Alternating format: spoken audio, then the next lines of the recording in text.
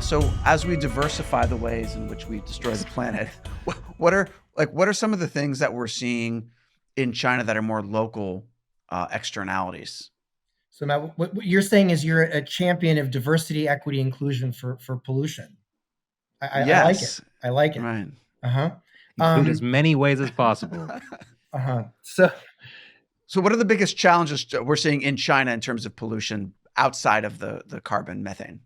so this issue is huge. This issue is enormous. Now, China gets some credit for getting a handle on their air pollution in eastern China in some of the biggest cities, which used to have these smog days and just absolutely horrific air quality that was really the worst in the world from like the 90s until I want to say 5 to 10 years ago.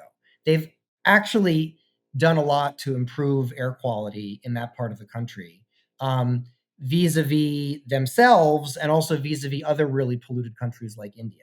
But I hasten to add, there has also been tremendous environmental degradation in terms of water quality, soil quality, and a lot of that environmental damage is long term and not fixable by just closing down a coal plant. And so while the air may be somewhat cleaner, or in some cases a lot cleaner a lot of the time in certain cities, there are wide swaths of the country that are environmentally devastated, where the water is not drinkable, where it's not safe to consume the produce that's grown in the soil, and it's a real problem. And China's not alone, of course, but having a repressive, autocratic government that did not care about those things for decades meant that there was absolutely no pushback to that, and this economic growth at all cost model has really had very, very dire consequences for the Chinese people, first and foremost.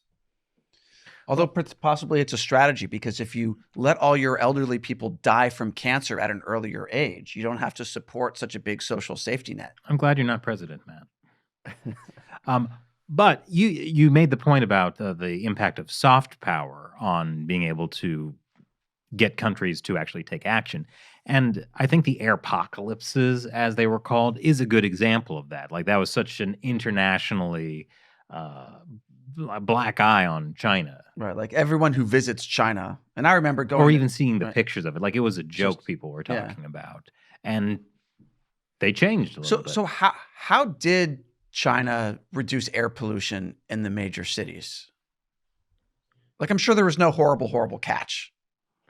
There were a few different sources of those pollution, of that kind of pollution that they tackled to varying degrees, but more or less collectively. The most important was coal plants within the city limits or very close to the cities. And so even if you're not parting with your beloved coal, if you at least move those smokestacks outside the city, that helps to address the problem to a certain degree. They also gradually shifted to cleaner transportation fuels and to vehicles that have cleaner combustion. And of course, now we're seeing a transition to electric vehicles, which have no tailpipe emissions at all. So that was a factor. You also, in the north of China, around Beijing and other cities, had heating systems that were mostly rickety old, basically coal stoves and furnaces, such that you would get a lot of soot and air pollution from those types of facilities. So even though the mass demolition of the hutongs in Beijing had a lot of really unfortunate impacts on people, on historical um, uh, patrimony, and things like that. In some cases, those actions did modernize the building stock and allow them to move to cleaner, more modern systems for heating and energy at the building level. And so there was a lot of that. as well. Well, I mean, at least the coal plants are out of the city, which doesn't reduce the larger impact, but at least there are fewer people exposed directly to that smog.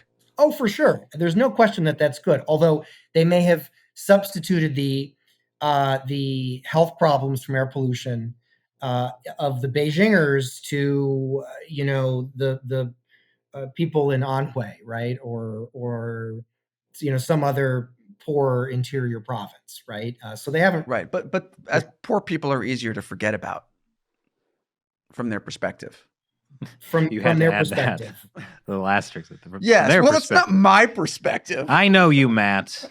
I know how you operate. Yeah, so it's a big problem, right? And I've looked at the number. I read actually some interesting articles that show that for all the income inequality we have in the United States and more broadly in the West, the income inequality between urban and rural China is like two universes, right? You have people who are earning, at least before the recent economic crisis, salaries that are within spitting distance of living standards in the West, and then you have people in rural villages who are making pennies, right, and almost living in medieval conditions.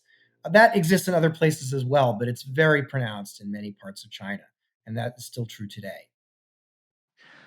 Well, so you mentioned the issues with water pollution and the fact that a lot of the land, you can't eat the food that grows in the ground. I mean, that is a catastrophic problem for the Chinese Communist Party. But as you mentioned, it's not something that can be solved by closing a coal plant.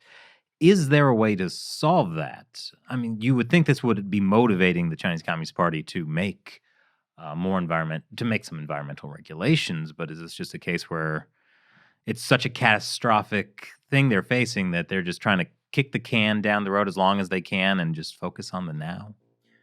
I'd say there are two parts to that problem. There's the old pollution that is already there, that's accumulated in the environment. And then there's the new pollution that's still coming into the environment from economic activity that's happening today. While a difficult problem, at least it is in theory solvable, the new pollution. And that is investing in alternative technologies. It is transitioning people out of polluting industries. It is using government regulation and actually holding polluters accountable. Those are things that, while done imperfectly, have all happened in advanced developed countries.